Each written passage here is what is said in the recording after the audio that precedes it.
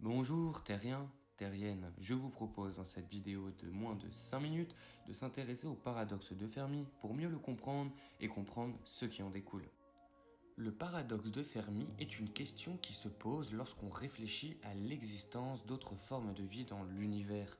Elle tient son nom du physicien Enrico Fermi qui, après avoir réfléchi à la question et fait de nombreux calculs, s'est esclaffé célèbrement. Mais où sont-ils tous ? Effectivement, la question est la suivante. Pourquoi, étant donné que l'univers est très vieux et très grand, nous n'avons pas encore été en contact avec d'autres formes de vie extraterrestres ? Une façon de tenter de répondre à cette question est de se baser sur la loi de Drake, qui est une équation qui tente de calculer la probabilité de trouver des formes de vie extraterrestres dans l'univers. Cette loi tient compte de plusieurs facteurs, tels que la fréquence à laquelle les planètes propices à la vie se forment dans l'univers, la probabilité qu'une forme de vie apparaisse sur une telle planète et la durée pendant laquelle cette forme de vie peut se développer et éventuellement atteindre un niveau de technologie suffisant pour essayer de communiquer avec d'autres formes de vie. Il y a donc plusieurs théories qui tentent de répondre au paradoxe de Fermi en s'appuyant sur la loi de Drake. L'une d'entre elles est connue sous le nom de zoohypothésis, qui suggère que les extraterrestres ont décidé de ne pas entrer en contact avec nous pour une raison quelconque. Par exemple, il se pourrait que les extraterrestres aient décidé de nous observer à distance, sans interférer dans notre développement, afin de mieux comprendre notre culture et notre technologie. Selon cette théorie, la probabilité de trouver des formes de vie extraterrestres serait alors élevée, mais la probabilité qu'elles entrent en contact avec nous serait alors beaucoup plus faible. Voyons une autre théorie qui est connue sous le nom de Great Filter, qui suggère qu'il y a un obstacle qui empêche les formes de vie avancées de se développer dans l'univers. Selon cette théorie, il se pourrait que la vie soit relativement commune dans l'univers, mais que très peu de formes de vie parviennent à atteindre un niveau de technologie suffisamment avancé. Par exemple, il se pourrait qu'il y ait une étape critique au cours de l'évolution d'une forme de vie où celle-ci doit surmonter un obstacle particulièrement difficile, comme le passage de la vie marine à la vie terrestre.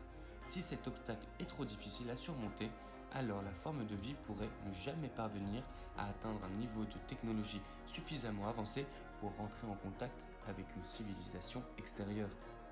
Une autre théorie qui tente de répondre au paradoxe de Fermi est connue sous le nom de fenêtre de temps limitée, qui suggère que nous ne pouvons entrer en contact avec d'autres formes de vie extraterrestres que pendant une fenêtre de temps limitée. Selon cette théorie, il pourrait que la vie soit relativement commune dans l'univers, mais que les formes de vie avancées ne puissent être en contact les unes avec les autres que pendant une période de temps relativement courte. Par exemple, il se pourrait que les formes de vie avancées aient besoin de technologies de communication avancées pour entrer en contact les unes avec les autres, et que ces technologies ne soient disponibles que pendant une période de temps relativement courte au cours de l'histoire de l'univers. Si nous sommes actuellement en dehors de cette fenêtre de temps, alors il se pourrait que nous ne soyons pas encore en mesure d'entrer en contact avec d'autres formes de vie extraterrestres. Il y a également la théorie de la précipitation technologique qui suggère que les formes de vie extraterrestres qui ont atteint un niveau de technologie avancée ont rapidement atteint leur apogée et ont ensuite disparu.